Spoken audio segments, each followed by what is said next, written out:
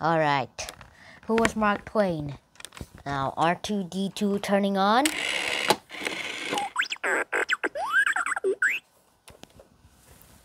Hi guys, and welcome to a new episode on this channel. Today we will be talking about who was Mark Twain with our little friend R2D2, which will be turned on again right after this episode. So yeah, let's get started already. Ugh. Thank you. Who was Mark Twain? Well, Mark Twain was not really Mark Twain, but his real name was Samuel Langhorne Clemens. Samuel Langhorne Clemens was, now I'll just tell you about some facts first about Mark Twain, and then we'll get into it. Now, Mark Twain was not his real name. It was his pen name. His real name was Samuel Langhorne Clemens. Fact number 2. During his lifetime, he was very sick and he could not do it. He soon got healthier and all that stuff. And fact number 3.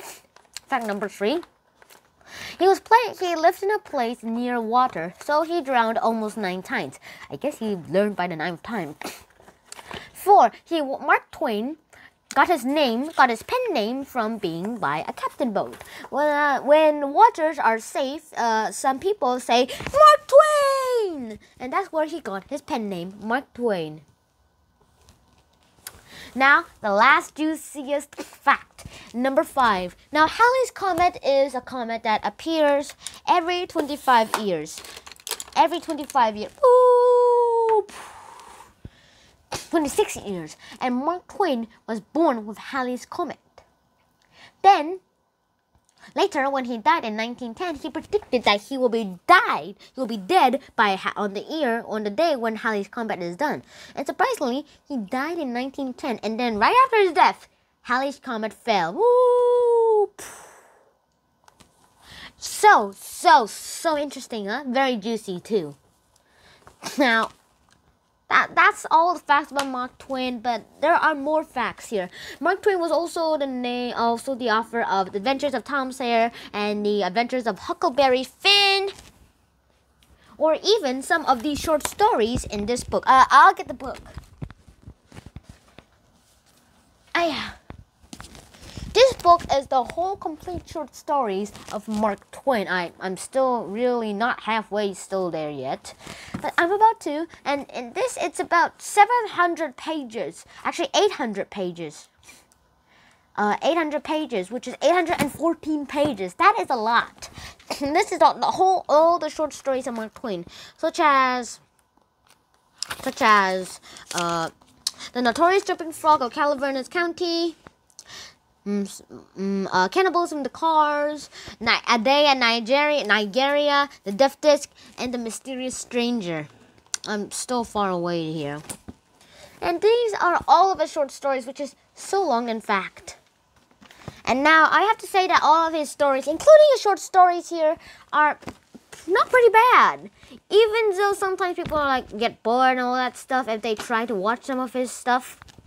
They will literally be saying the worst thing to the world. Now, he might have been a southerner. Not a southerner, but he was a northerner. Now, this is exactly what he did when he wanted to become a captain for his whole life on the sea. Now, first of all, there's a civil war broke out, and then Mark Twain was like, "Ugh, Civil War, I want to go back to the sea," and all that stuff.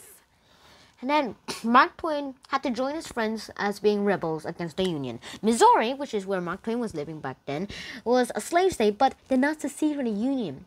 But he still served the Confederacy in a way. They were Union people, but instead they were traitors, kind of traitors, and they were kept secret about it. Mark Twain had to avoid Union soldiers for his whole life.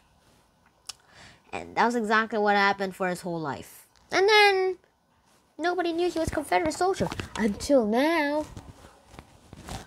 Mark Twain was a very great writer. His brother was like, "No way, he's gonna be a journalist. He writes too much fiction. Journalism has to be facts." Mark Twain was like, "Nah, I want fiction." And literally, he went away. Then he later wrote Roughing It, which were some of the short stories come from. Then he married a woman, and he built a state which was $125,000. That is a lot, if you ask me. The average salary for American in those days were $500. That's a lot still. And then, yeah, everything literally happened so fast that I don't really know where to start. But for now, let's say right here. Years later, Mark Twain got three girls, where he wrote some stories for them. Their mother read the stories aloud for them with her editing pencil in her hand. Sometimes the girls complained that she took out the best parts. But however, they were just rude paragraphs that Mark Twain put on this, the story for the girls to laugh at. Later, Later, Susie, when she was 13, started writing a biography of Mark Twain. And she started off, "We are a very happy family. We consider Papa, Mama, Jean, Clara, and me. It is Papa I am writing about, and I shall have no trouble in not knowing what to say to him. He is a very striking character." And that is literally what he is. Now, I have to agree with Susie here. Yeah, Susie here, because her biography of Mark Twain might be one of the greatest biographies of Mark Twain himself. Even though he might have been able to write an autobiography of himself. Yes, well, he did that. He did that. He was still not a very good investor. He was very bad at business. So he always invested in the wrong inventions. Thousands of dollars wasted, like on thousands of dollars, which is the steam pulley, which is a failure and keeps on breaking apart. The marine telegraph, which can work on underwater but does not work. A mechanical organ does not work, it falls apart. And then probably others. And Alexander Graham Bell asked Mark Twain to invest in their telephone. He's like, "No way, that's a bad invention," even though it might have got him a lot of profits.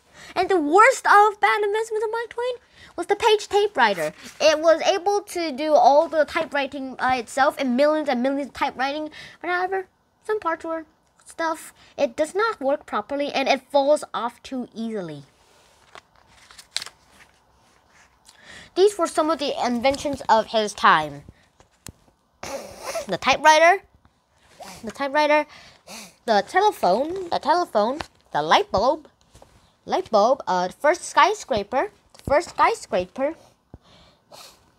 the film cameras for roll of film, and the Brooklyn Bridge, and the first Coca-Cola. By the way, I do not like Coca-Cola myself. Don't criticize me because of that, alright? And then literally, he had to pay off all of his debts.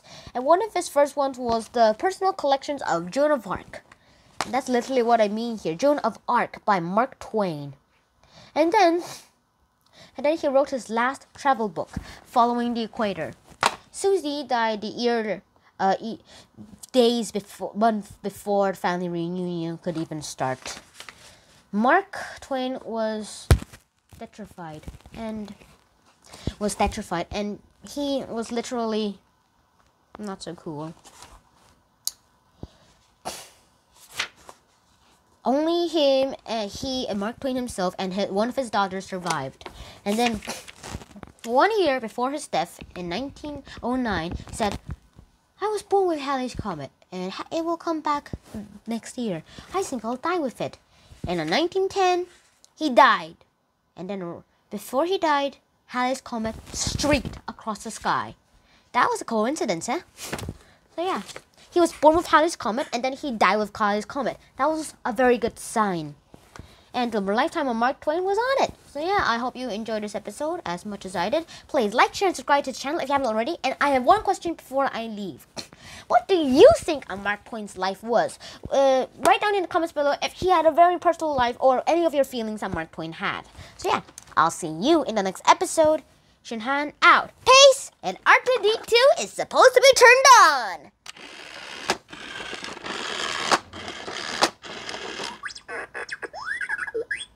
The end.